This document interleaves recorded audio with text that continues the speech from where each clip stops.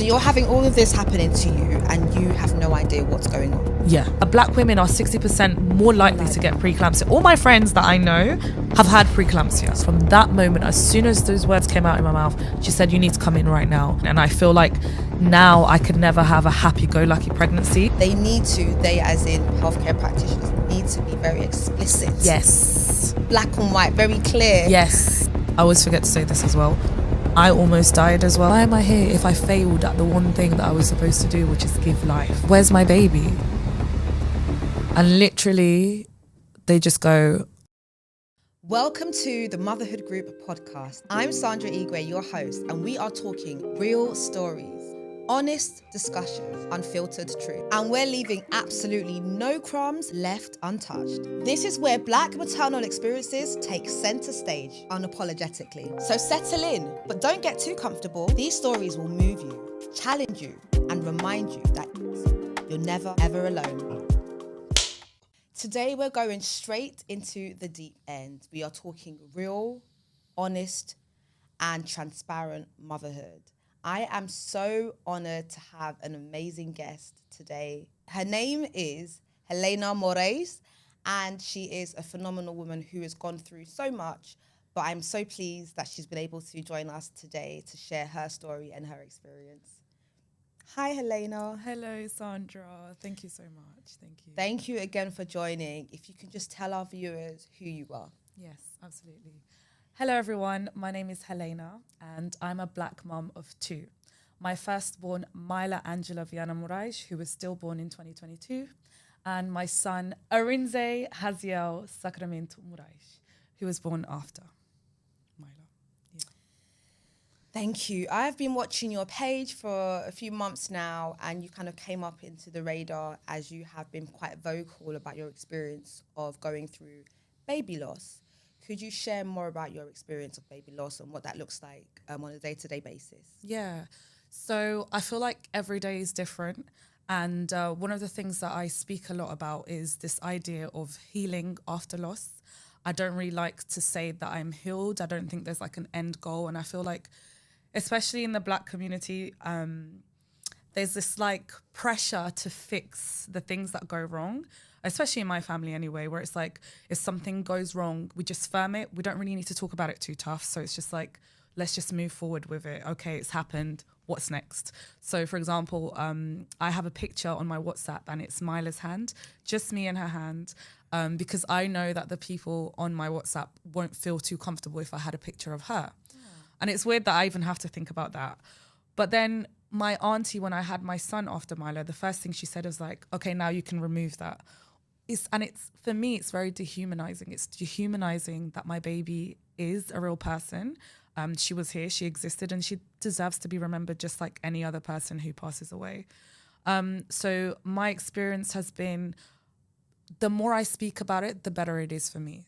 And I believe that you don't necessarily have to speak on Instagram, you don't necessarily have to use TikTok, but just finding a village, because sadly the village that we expect to have once we have a baby is not there when you lose a baby. You're so isolated, and it's just so important to find that community. So to answer your question, I think after losing a baby, it's just very important to take it each day at a time, not judge yourself, because I could be okay today and tomorrow I could be like, what did that actually happen to me? Can I swear, by the way? You can swear. You can be honest. This is an honest podcast, Yeah. honest YouTube channel, and I really admire what you said about, this is your story, and you speak about it because you are finding your healing journey. So you're currently on a journey. So let's rewind a little bit and take me to the moment when you were experiencing loss. And even really before that, finding out you were pregnant, if this was your first child. I really appreciate you asking that, because I feel like when we're talking about baby loss, we almost forget those early moments, the moments of joy, the anticipation, and we just sort of focus on the trauma. And that's everyone really, even as being the parent who's experienced a loss. In the beginning, I was just focusing on the trauma, and I completely detached the fact that there is a child there that belongs to me. So going back from the moment I found out I was pregnant, so I believe Mila was conceived on my birthday. Birthday. Sorry, am I allowed to do but I was singing that in my head as well already. So yes, it was that. And I don't know. I remember just feeling so tired. And actually, it was my birthday 2 days ago. So technically, happy belated birthday. Yeah, that's amazing. So technically 3 years ago, that's when I found out that not on my birthday, but that's when she was conceived. And I found out on my friend's birthday on the 12th of May, because we went to play rounders, and I was just so incredibly tired. Like I couldn't explain. Like surely this is an everyone thing, right? Yeah. Most mums feel really tired. And I was just like, I'm not hangover. I didn't, go camping. I haven't been hiking. I haven't been running no marathons. Why do I feel so tired? And then for some reason, I just decided, let me just do a pregnancy test. I was in Asda, got the pregnancy test. My husband was waiting for me in the car park. And in Asda toilet, that's when I found out I was pregnant. And I was just like, oh my God. Like, did you run out screaming to your husband, or did he come in? No, I definitely ran out screaming, and I felt like I was glowing. It felt like the sun was just shining on me. I went on my girls' group chat on WhatsApp, and I was just like, oh my God, I'm pregnant. And it was just so exhilarating. Like it was an experience. I can't even describe it properly. That it's just an out of this world experience. Obviously, then straight after came the, oh my gosh, I'm not financially stable. Oh my God, I'm still living at my parents' house. Oh my God, it was just all these things. It's like, am I really prepared to have a child, to bring a child into this world? But then like you see teenage moms who have babies and they do incredibly well. Like why can't I how old was I then? I think I was 28. You're an adult. Oh, you're an adult. You're an adult. I'm a whole 28-year-old. So like, yes, I can do this. And so the pregnancy was like very non-eventful. Like, it was so easy that the first lines that I said was like, am I even pregnant? Like, this is so easy. So your pregnancy felt smooth. Yeah. And how many weeks would you say you got to that you started to feel maybe not quite yourself, if that even happened? So that didn't happen at all. The only thing that was kind of I'll say red flag, but at the time it wasn't a red flag. I received a text from the hospital to say I had protein in my urine. And that's at 10 weeks. Oh, okay. Now, that could mean nothing, but it could mean something, right? Which is what eventually ended up happening with me. Having protein could mean pre-eclampsia. Now, I had that and I asked them, what does this mean? No one cared to explain. So I was none the wiser. In my head, like, does protein mean meat? Am I eating too much meat? Like, what? Till this day, if you still ask me, what is protein? I can't really explain to you. I just know that I had it in my urine.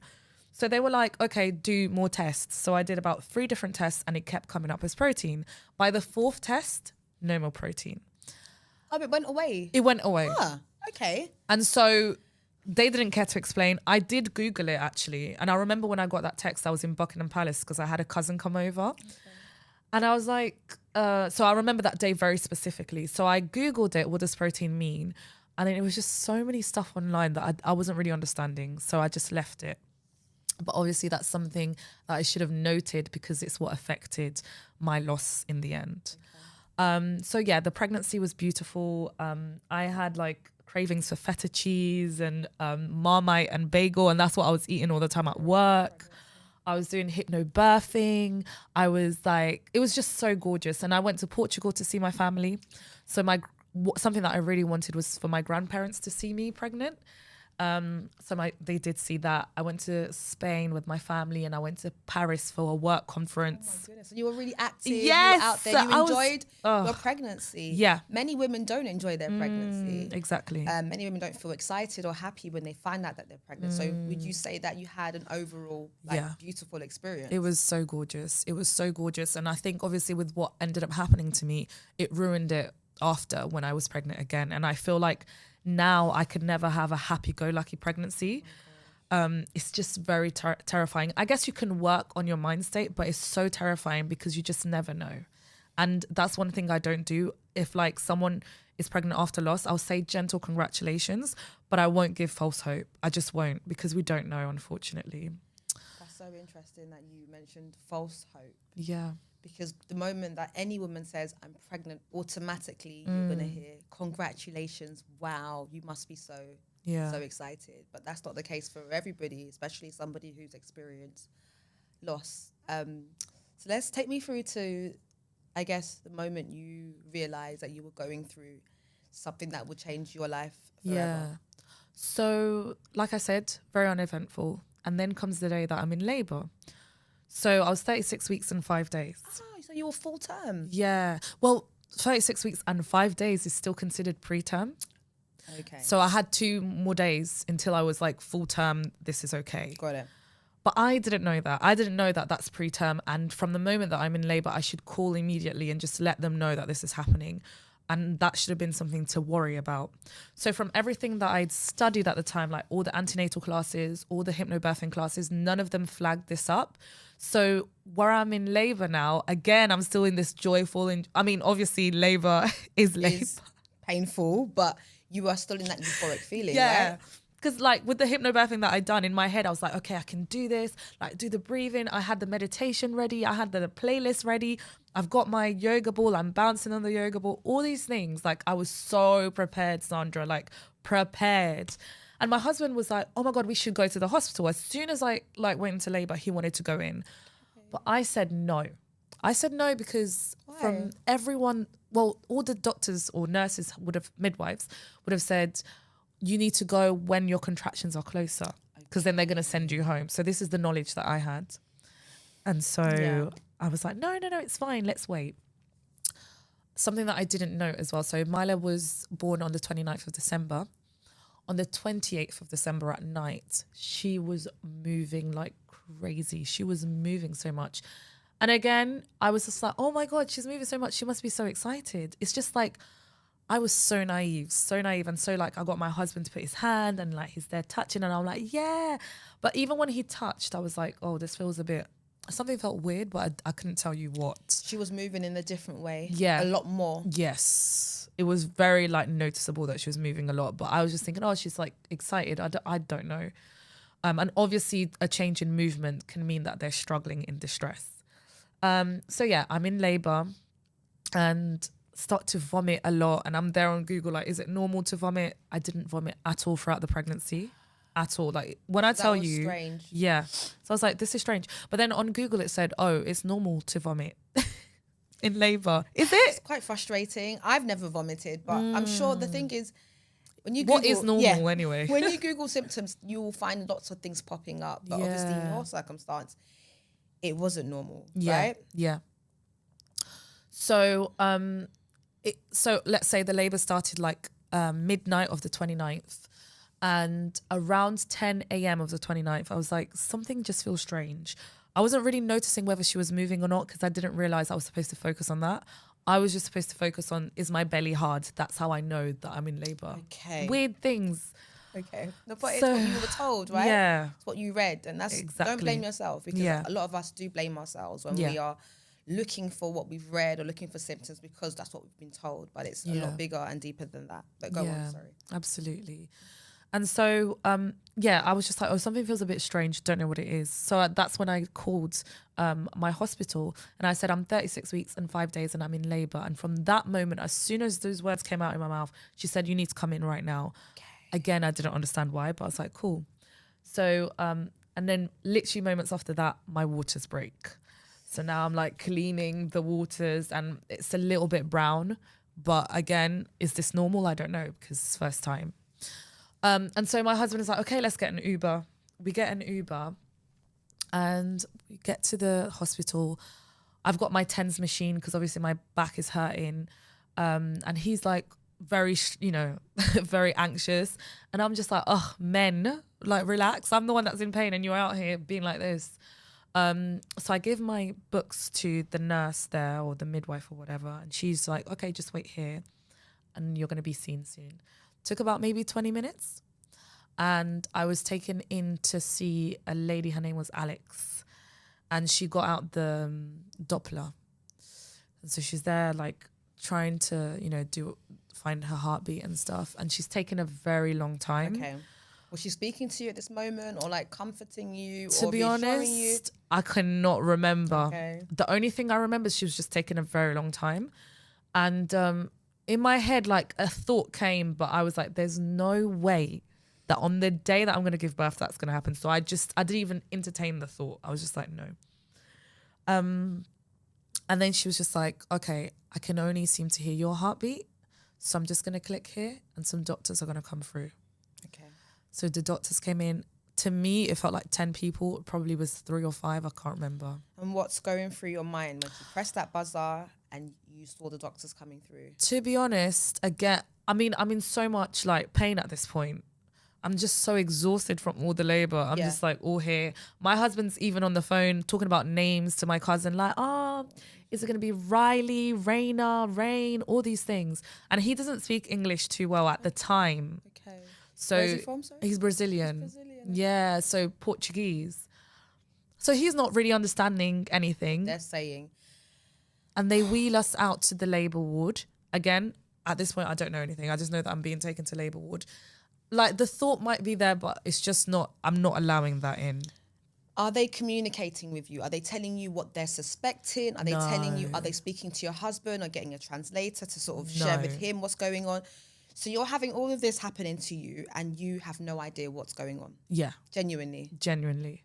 I'm just like, okay, they're just going to take me upstairs to... Honestly, I don't know what was going through my head. And for him, it's really hard as well because he didn't speak English. And then after what happens, we get taken to the labour ward, and then that's when they bring the ultrasound machine and they look, they put it on me. Silence, like no one says anything. And for me, it felt like 10 minutes. So I'm just like, okay, where's my baby? And literally they just go, I'm so sorry, but your baby didn't make it. Honestly, Sandra, like, I went so numb.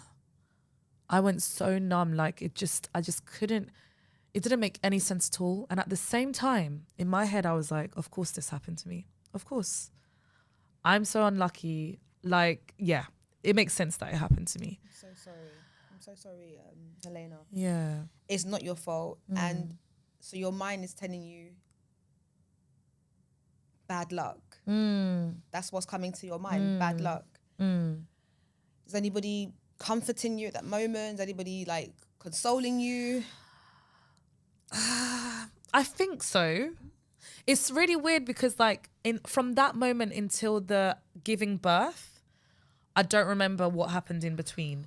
However, I do remember one midwife and she, oh my gosh, that woman is God sent. Like, I went back and I gave her chocolates about 3 different times because... What did she do different that stood out to you? She was with me the whole way through, and I think she was quite new midwife as well. Okay. So I don't know if she's experienced that before. Do you know what I liked as well? She wasn't holding back her tears. She cried. Yeah. I was so numb. I probably obviously did cry, but I was so numb that I was in shock. But she just opened that up for me. And compared to all the other like nurse midwives that were there, some just felt like they were just doing their job. Robotic. And she was just there with me.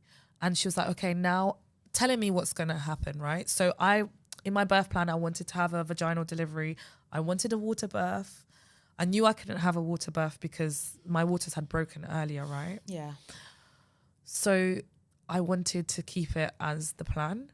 So I didn't want any medication. I mean, by the time I was already 10 centimeters anyway, it all happened so quickly.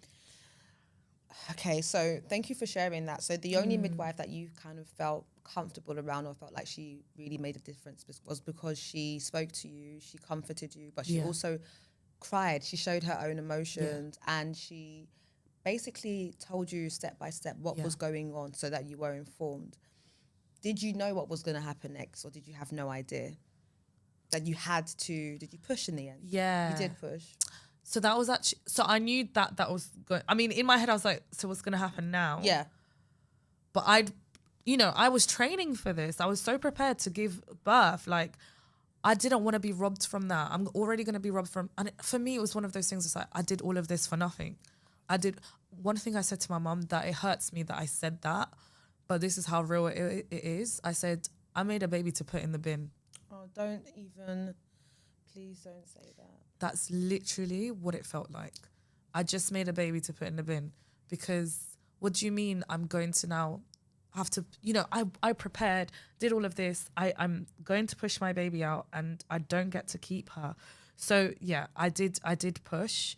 And Sandra, I'll tell you one thing. Yeah. The one thing that for me, out of all of this very traumatic, very horrible experience, being able to give birth to my daughter the way that I wanted was something that I hold near to my heart. Like, that was such a good experience to be able to do that. Okay, as weird as it sounds. No, I completely understand. And the way that you wanted to give birth was... So because of all the hypnobirthing, right? Okay, hypnobirthing. It had to be like a vaginal delivery. Okay. And in all fours or whatever, like squatting, whatever. So I did it in all fours. Just all the stuff that I'd practiced, I was able to keep. Okay. And that's the only thing that kind of kept me sane. I was like, okay, I can control this part because this is what I prepared for.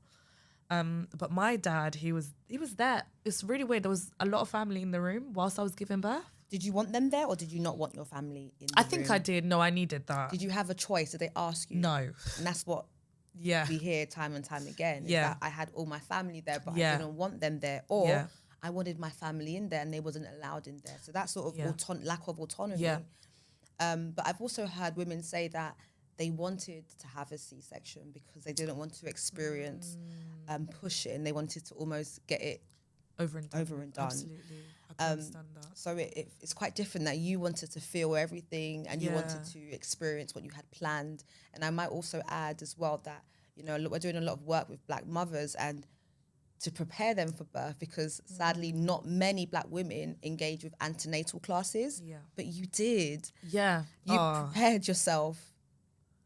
And how did that make you feel? I know you touched on it kind of like lightly, to prepare and to feel robbed. Did you take it out? My other friend said she lost her mind. What did that feel like? I was very pissed off. More angry? I was so pissed off because it's like, there are certain things, like for example, just the 36 weeks. Like you could say if you go into labour 36 weeks or before, in these classes, 36 weeks or before, this is considered preterm. Or maybe I missed that class, but I went to everything.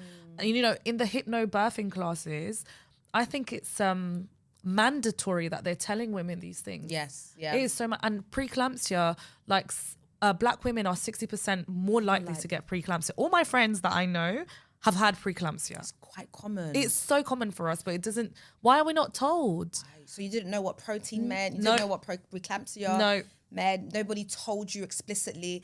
And I think it's about when we say, oh, we need more education. I also feel like they as in healthcare practitioners need to be very explicit. Yes. Black and white, very clear. Yes. You know, many of us, English isn't our first language. Of course.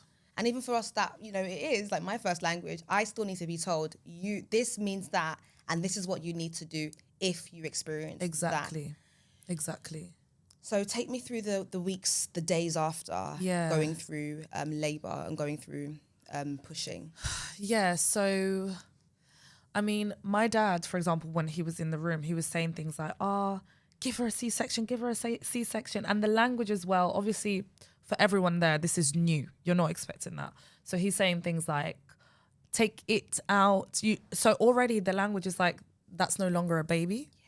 Yes. So I'm hearing that. So me, myself, I'm thinking, okay, I'm detaching. That's not my child. So it really broke my heart that when I gave birth to her, I didn't want to look at her, didn't want to hold her, Sandra. Like, I almost robbed myself from the ability of caring and loving my child. Like, I didn't give my child the love that she deserved. That's still my kid. Sorry. You know, it was just, and I'm not blaming my dad in any way. No, I know. But like, for example, things like, this is where I think healthcare professionals should speak to us and give us a choice again, the idea of choice, right? Sit down with me and explain to me, okay, I understand you don't want to see your baby right now. You don't want to hold your baby right now. I understand. But this is why it would be a good idea for you to do it. You're making memories with your baby. This is a lifelong memory, you know? And remind me a few times because I'm in shock. I'm in grief. Obviously, like, I don't know what I want. I don't know what I don't want. So just sit down with me and really explain what's going on. And do you feel like you needed time to process? Because in that moment, you're not really thinking rationally. Yeah. Because you're going through a traumatic experience. Yeah. Was there enough time? Did you feel like you had time?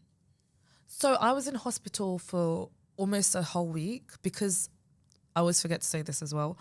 I almost died as well. Oh my goodness. Like my blood pressure was so high, and this is what happened. So the reason why I went into labor, my blood pressure was so high that my placenta abrupted, right? So Mila was without any oxygen, and obviously, you know, she passed away straight away. And in me, I'm losing so much blood. I'm getting so many blood clots. And I had to get like a blood transfusion. And I always forget that part because for me, that isn't as bad as losing my child. Like I wanted to die as well. I wanted to go. You don't understand. The doctor had to argue with me to give me that blood transfusion, to remove the blood clots from me because I was like, I don't want it. I didn't want it at all. It makes no, why am I here if I failed at the one thing that I was supposed to do, which is give life? You didn't fail, Helena. I just want to reiterate that you did not fail, right? Mm-hmm. These things happen. And I think we blame ourselves for what we've experienced. And in that moment, I know you felt like if my daughter can't live, I shouldn't live. Yeah. But I'm so glad that you're here, by the way, because you've turned your pain into your purpose. Yeah. You are speaking about what many, many women have gone through and will go through. And you've also produced storybooks, right? Yeah. Why did you produce the storybooks? Because I know, you know, how did you get from not wanting to live, not wanting the doctors to help you for that blood transfusion, to being an advocate, to speaking on platforms, to winning an award for the Black Maternal Health Awards, which we recognise your fantastic sort of campaigning work. Yeah. How did that transition over? Because obviously it's only 2 years now, right? Yeah, it's only 2 years. And it's crazy you say that because obviously it happened at the end of the year, like 2 days before the new year. So for me, it's like, technically it's 3 years, but it is only 2 years. 2 years, yeah. So like I said, like I didn't want, I had to be told from a Facebook group that I joined, did you take pictures with your daughter? And they instilled that idea, right? So those days after, that's when I came. Got it. I'm so glad I did that because that is what led me to where I am today. Because I could have very easily been like, okay, that's what's happened. Keep it moving. Let me try and live life. Obviously, that's never going to happen. Even if I managed to do that to a certain point, it's going to come up in different ways in life. Absolutely. 10 years, 20 years, it will. There's no way that it won't. And so I think it's better to live with it, live alongside the loss, speak about it, humanize my baby, give her a voice as well, just like I would if it was my grandparent. Obviously, I wouldn't need to do all of this for my grandparent because he's got to live his life, right? But my daughter didn't, and her voice matters. And I want to prevent this from happening to other babies, but also I want to make sure parents like me are recognized as parents. Yes. It took me 3 months to realize I was a mum. Can you believe that? My husband had to get me a mug that said "Brilliant Mum," and that's when I was like, "Oh yeah!" On Mother's Day. Imagine. Yeah. I was like, "Oh yeah, I am a mum." Yes. So yeah, it was the moment of meeting her again, singing to her, taking videos, taking pictures. I sang The Lion King, my favorite song, Shadowland. Oh my god! Oh my god! No, I need to show you my tattoo of Mila as well. Oh, you've got a tattoo. Let me see. Yeah. So you got to meet her, and it went. That's her handprint and Simba in there, my baby girl. I love that. And I love that you've held on to the memories that you have or had of her. As you said, that there are ways that people cope, which is trying their best to suppress or forget, end that chapter to move on, which I understand to a certain extent. Of course. But you've decided to keep her name going. You decided to get a tattoo. You decided to take the picture in the end. Yeah. Were you able to meet her a few days after? And if so, how did you feel when you finally saw her face? Did she look like you? Were you able to see her features and everything? Yeah. So obviously when I gave birth, I did kind of, like, my cousin was there and she took a picture of her. My cousin was 17 and she held my daughter straight off and I couldn't even do it. So I kind of saw, but I was like, no, I can't look. So 7 days after, on my husband's birthday, we went back to the hospital. I called and I said, can I come in and see her? And they said, yes, absolutely. So we went to Asda, bought her like a Lion King outfit.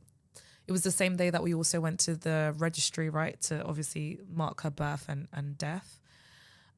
even saying this feels so surreal. Like, I can't believe it. So what's the process? They make you register the birth and death in the same time? Yeah. Wow. Yeah. So surreal. Can't even believe that happened. But yeah, so we went back and I was expecting, I hate saying and using this language, but this is, you know, how I really felt. I was like, she's going to look like a zombie. That's what in my mind I was thinking. And there's this amazing company called Cuddle Cot. Okay. And what they do is that they create like a little cot, literally a baby cot.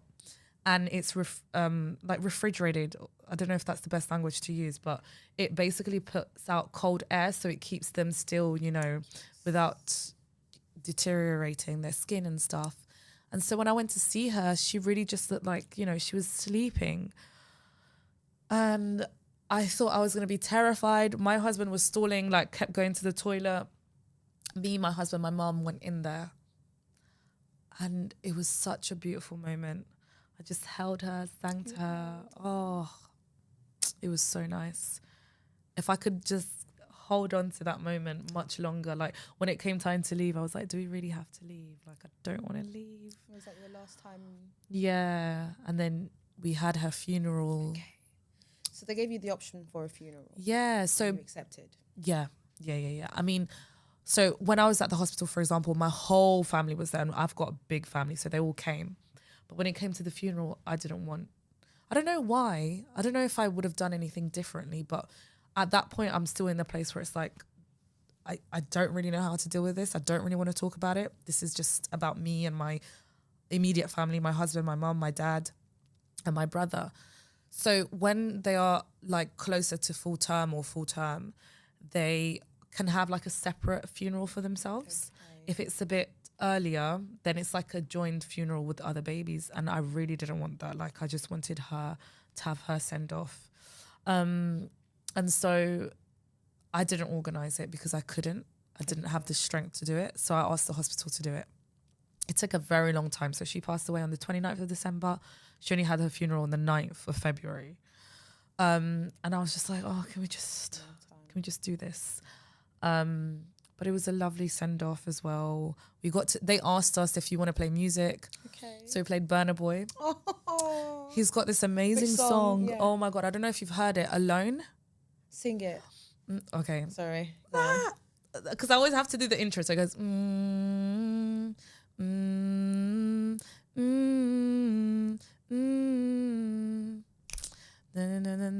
not going to sing it. Everything dies. I know nobody knows why. I'm so From slow. Black Panther. I probably know the song. I do know the song, but you're singing it wrong, and I don't know the name. Sorry. I'm literally mixing the words. You put me on the spot. I feel so bad. To be fair, I haven't listened to a Burna Boy in ages, but I did used to love his music. My goodness, and now you have Mila's Present. Yeah, so Mila's Present. Mila's Present. So sorry, Mila's Present. Yes. Okay. So how did Mila's Present come about? Okay. So remember, like I said, it was very hard to speak about her. I just kept it's a me and my husband thing, and that's it. But in 2023, we became pregnant again with my son Arinze. And that was, oh God, just being pregnant after loss is the worst experience. I'm sorry. Like, obviously there are moments of joy. I'm not going to take it away from that. Like in the early days, it was okay because I managed to do the early part in Mila's pregnancy. But as soon as it hit 30 weeks, I was going crazy. You felt like anxious? Were you nervous? Were you having like doubts? I can imagine. So that's the time when you probably were, checking every movement. Oh yeah, he's moving too slow. Okay. He's moving too fast. Okay. He hasn't, I was going to the hospital pretty much all the time for any little thing, and I didn't really care. And I was. And I'm sorry, but that's what we need to do. Do you know what I mean? We need to take up space. We Yes. need to be proactive, and they need to listen to us. Absolutely. So when I had Arinze, there was this company that kept popping up on my Instagram. Get a personalized book. And obviously his name is Arinze, so it's not like a very common name. No. He's a little black boy. I was like, okay, let me just get him a personalized book. Because why not read him a story with his name and represent. As black people, we know how important it is. We need to see ourselves. Exactly. We need to see our face. We need to see more kids, mothers that look like us. Absolutely. So got him that book, and it's called When Arinze Was Born. Okay. As soon as I received that book and I read it to him, I was in tears. Like, it was just that realization, I will never have this memory with Mila ever. I'll never have a memory where I'm speaking, where I'm reading to her name. And so I contacted the company and I said, do you guys do books for babies who passed away? I was very like, just said it. I knew they were going to say no, which they did. They had another book, and it's like, for me, it's not enough just to put her name in any book. Like, it needs to be a story that acknowledges the fact that she's gone away, she's passed away, but still gives her representation, still allows her to live on within us, our family. And so I was like, do you know what? I'm going to do it. Yes. I love So yeah, on her first birthday, I got like all my friends together and some family, and I said, guys, I have this idea. I want to create personalized storybooks for babies gone too soon, to represent babies and have like a visual, tangible keepsake that parents can hold. And, you know, family can also get involved because they can gift that book and stuff like that. And then I applied for funding, got the funding, started working on the book in January, launched the book in August. Yes. And that's what I've been doing ever since. Amazing. You are absolutely incredible. Your story is incredible. I'm so proud of what you've achieved and how you've turned your pain, your trauma into your purpose, how you've used it to raise awareness, but also to make sure that your daughter's name lives on. And I love that you're holding on to the fact you've got your tattoo, which is permanent and it will never go. And you've essentially brought life to her in a way that many people will be afraid to. If you could share a piece of advice with any mother, any woman who has gone through baby loss, especially, you know, at 36, 35 weeks, so close to, you know, full term, what would that look like? So I think the best advice I could give is just allow yourself to go through it and live with it, with the grief of losing the baby. It is so valid. Your grief is so valid because your grief isn't just the day that your baby passed away. It's every day after that. It's the fact that you won't be able to buy them a school uniform. It's the fact that you won't be able to send them off to university. All these tiny little things, all these reminders. So it's okay for you to grieve your child. And it's also okay for you to talk about your child. And like I was saying in the beginning, find a village. It's sad that the people that we expect to be there for us aren't always there for us. But there is a community online, and that village can be there for you when you need them because they understand. And you can just vent and you'll be heard. And that's what matters. Amazing. Yeah. You are incredible. Can I give you a hug? Yes, thank you.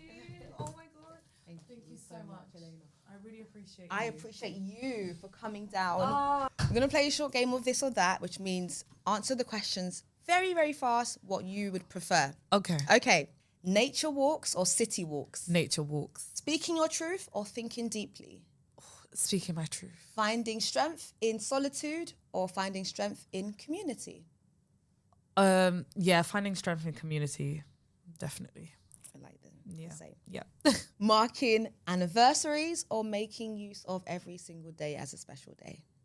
Ooh, yeah, obviously it has to be the last one, right? Come on, you can't just, you have to mark every day as a special day, yes. Thank you so much. Yeah. That's the end of this or that game. Thank you so much Thank for joining you. the panel, and I look forward to joining the podcast, and I look forward to staying connected and seeing where your journey goes with Yeah. Mila's present. Thank you again, Helena. Thank you so much. I really appreciate it.